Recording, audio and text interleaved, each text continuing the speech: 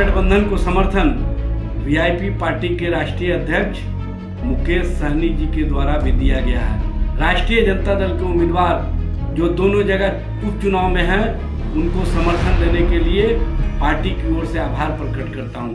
नमस्कार, आप live cities देख रहे हैं। मैं हूं जय शुक्ला। देखिए, बिहार में 2 सीटों पर महासंग्राम होने वाला है। बात कर रहे हैं मोकामा और गोपालगंज सीट की, जहां पर उपचुनाव होने वाला है और इसी उपचुनाव को लेकर बिहार में सियासी सरगर्मी बढ़ी हुई है। लेकिन दोनों ही सीटों पर आरजेडी के कैंडिडेट को मुकेश सहनी का साथ मिलने के बाद अब आरजेडी के नेता क्या कुछ कह रहे हैं मुकेश सहनी के लिए, सबसे पहले तो आप वो सुन लीजिए। गठबंधन दोनों विधानसभा उपचुनाव में भारी बहुमत से जीतने जा रही है।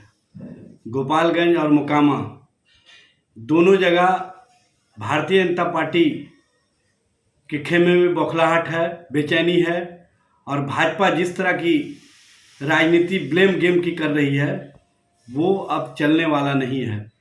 सबसे बड़ी बात यह है कि भारतीय जनता पार्टी सबसे अलग थलग पड़ चुकी है और खुशी की बात है कि महागठबंधन को समर्थन वीआईपी पार्टी के राष्ट्रीय अध्यक्ष मुकेश सहनी जी के द्वारा भी दिया गया है।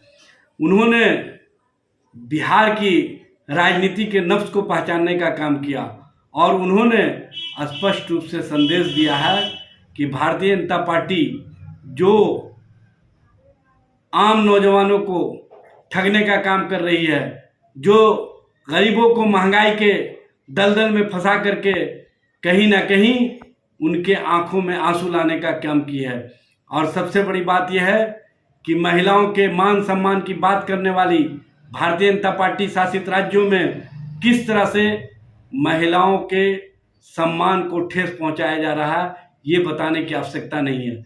मैं वीआईपी पार्टी के मुकेश सहनी जी को महागठबंधन के उम्मीदवार, राष्ट्रीय जनता दल के उम्मीदवार जो दोनों जगह उपचुनाव में हैं, उनको समर्थन देने के लिए पार्टी की ओर से आभार प्रकट करता हूं।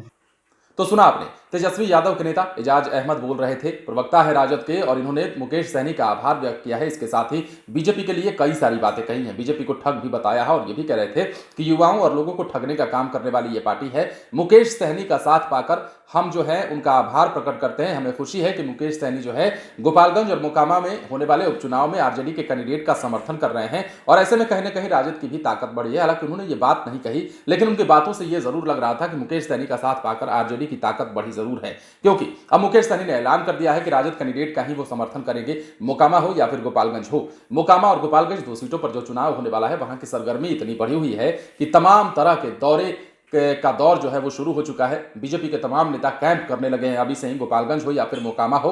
मोकामा में तो और भी ज्यादा गहमा गहमी है, क्योंकि यहां पर लड़ाई 2 बाहुबलियों के बीच की बताई जाती है, ललन सिंह एक तरफ और अनंत सिंह एक तरफ। अब ऐसे में राजद ने मुकेश सहनी का आभार व्यक्त किया है और कहा है कि उनका साथ पाकर हमें खुशी हुई है। देखने वाली बात है कि आने वाले समय में बिहार में इन 2 सीटों पर होने वाले उपचुनाव का नतीजा क्या आता है और उससे पहले क्या कुछ दिखाई देता है, क्योंकि बिहार है और बिहार की सियासत में हर रोज कुछ ना कुछ बदलाव जरूर देखने को मिलता है, या फिर बयानों में या तो कहीं ना कहीं चुनावी सरगर्मियों में।